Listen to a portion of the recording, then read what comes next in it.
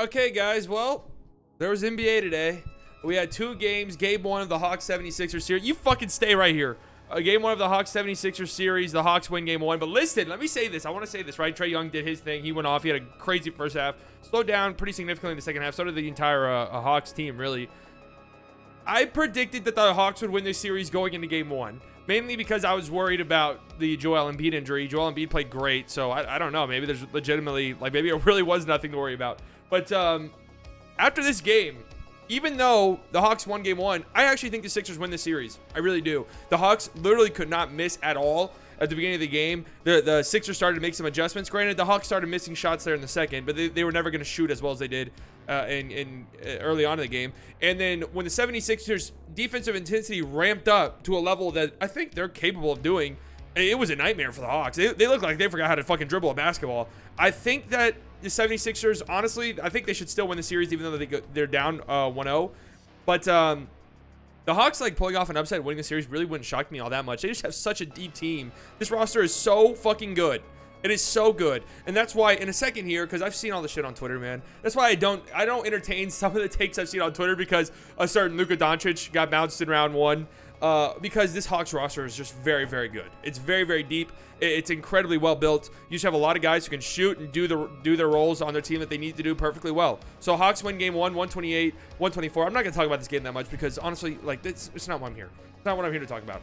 Mavs lose game 7 to the Clippers, 126 to 111. Just a sad performance, really. That the team just kind of, God, they were up 5 at one point in the third. They were up 5 at one point in the third, and then the Clippers went on some insane ass run to put the game away. That's really the story of the series for the Mavs. It's like it felt like they kept having the Clippers on the ropes, right? But they could never ever pull it off. They just couldn't get that final little killing blow that they needed to put on this team in order to put them away. And the Clippers are just a much better team, dude. They're just so much better. And I mean, Kawhi did his thing towards the end of the game. He definitely took over there in the fourth, but he had a relatively quiet game by the standards he set for himself in this series. So did Paul George. But, like, Reggie Jackson killed you. So annoying. Terrence Mann destroyed you. Batum was hitting a big shot towards the end. Marcus Morris had a great game, 7 and 9 from deep. Just a better team, dude. It's just a better team, and you don't really have the answers to that. Now, let me say this. Obviously, Luka did phenomenal. 46 points, 14 assists. He had a rough third quarter, but I thought he actually played really good in the fourth, which was shocking. Obviously, he had, what he had 30-something, or 29 going into half. He finishes with 46. It's really hard to blame Luka, even though he does need to work on his conditioning, man, because you can tell whenever he's having to carry the load offensively in the first half to even keep the game close going into halftime, you can tell throughout this series in the second half of games, more specifically late in the games in the fourth quarter, he kind of wears down a little bit. That really wasn't the case today. I thought it was the third quarter. He looked terrible in the third quarter, but then the fourth quarter, he actually started to play a lot better and was a big reason why this was like a 7-point game at one point with like 2 minutes left. It was kind of getting a little spooky, but I'll say this. The front office deserves this loss. It's that simple. The front office deserves to lose in the first round here. They do. The Mavs somehow pulling a miracle out of their ass and beating this Clippers team in a 7-game series, it would have given this front office some false hope and some delusion that they did a good job in the offseason and that, oh, we just need to do this, this, and this, and we're a championship contending team. This team is nowhere near fucking close. This roster is horrific. It is horrific, and it's easy to blame Rick. And I'm here to blame. Rick had some very questionable rotation decisions, and I'm here to blame him. And you know what? If the team wants to move on from Rick, I'm not going to sit here and throw a fit about it. Honestly, I'm not going to. I don't think they should, but I'm not going to sit here and throw a fit if Rick gets let go in the offseason. I don't think he's going to, though. I don't think he's going to. But it's hard to really get that mad at him when this roster is so shit. Yes, did he mismanage the big situation? Yeah, of course, but what are they going to... Boban's playing 31 minutes in a Game 7. You don't stand a fucking chance. Boban is playing 31 minutes in a Game 7. You don't stand a goddamn chance. You stand 0 chance. None. Trey Burke is getting big minutes off the bench in a Game 7. You don't stand any chance. Trey Burke was horrific, by the way. He's done.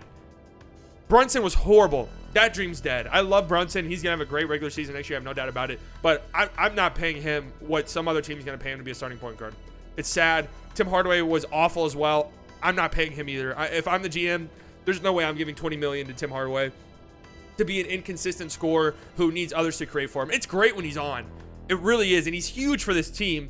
But it's like when you're that reliant on him because nobody else on your team is really that reliable, and because his cold games aren't like 17 points on like 6 of 14 shooting. His cold games are like today, where he's horrific. 1 of 9 from deep. Where he's terrible. He did hurt his ankle in the second quarter, but he was already like 0-5 up until that point. So you know what you're getting immediately from him. That's what I was saying in the stream. When Tim Hardaway misses his first 2 threes, it's over. Like, it's going to be a bad game from him.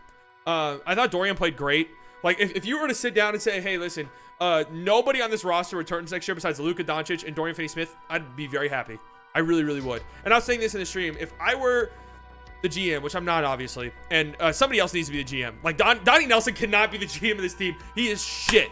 He is shit. I don't care that he won a championship 10 fucking years ago. I don't care. It's been 10 years.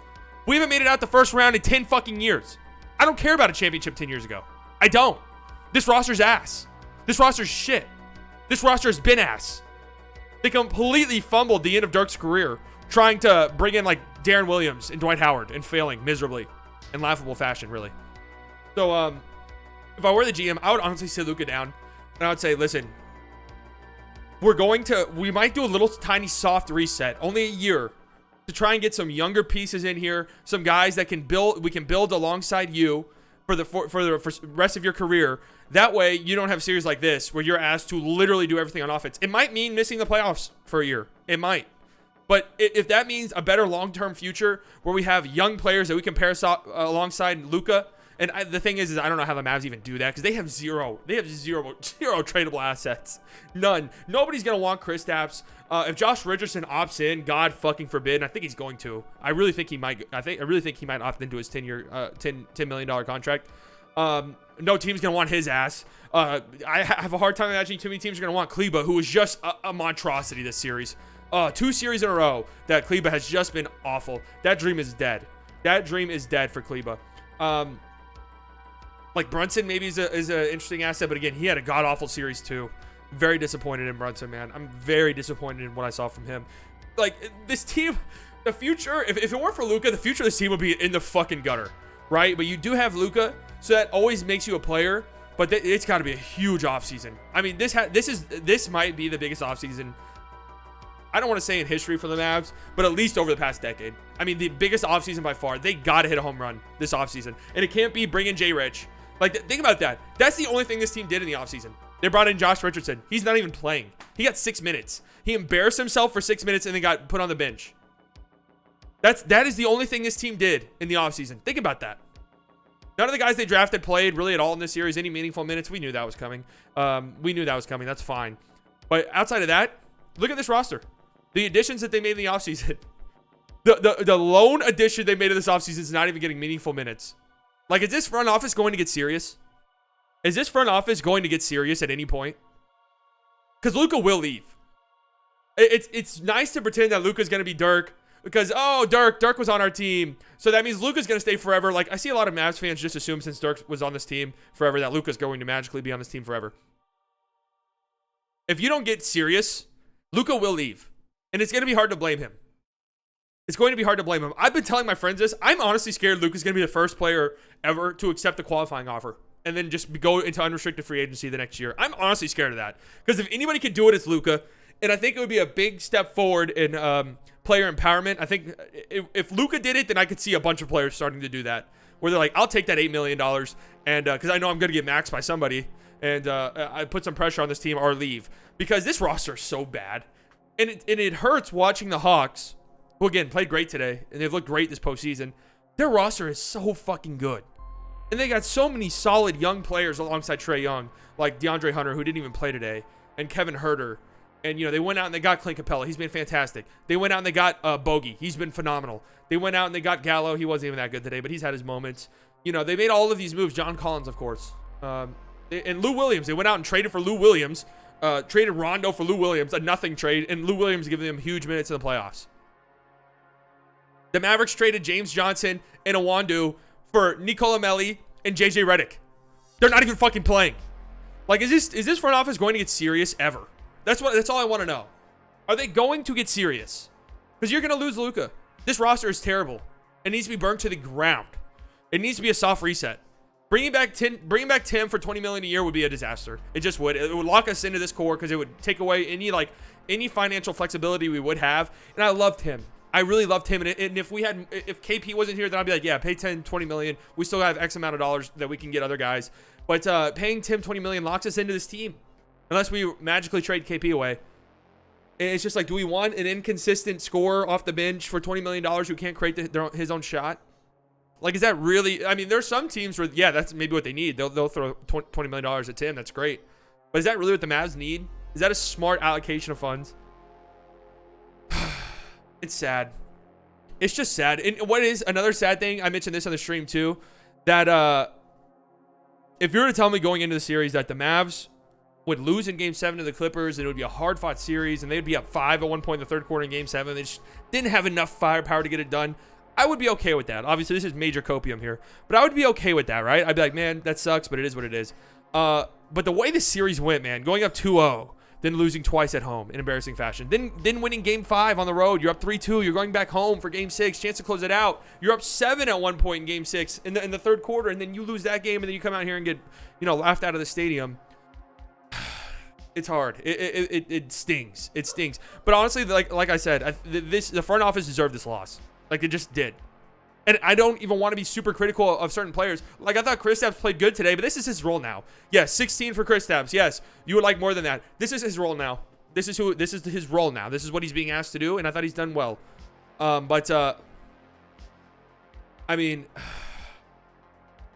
like, I don't even want to go super hard on Boban. He's being asked to play 31 minutes in a Game 7. Like, there's no reason he should be out there. There's just none. Like, Tim really shouldn't even be getting 43 minutes in a Game 7. Tim should be a bench guy off the bench to give you some instant offense. It's tough. It's tough. So we'll see what this Mavs team does in the offseason. It needs to be a lot. I'll tell you that much. It needs to be a fucking lot. If they have any chance of, like, building a championship roster, it has to be a lot of moves made this offseason. Or else... it's like, who's even going to want KP? I don't know. I don't even want to think about it. The Mavs are done. Dallas sports, man. Dallas sports. Something about it. You got to love being a Dallas sports fan, because now what do we have to look forward to? The Dallas Cowboys, who never disappoint or let us down. Go Cowboys. I'll see you guys tomorrow. We're streaming both games tomorrow night, so I'll see you guys there. Okay, goodbye.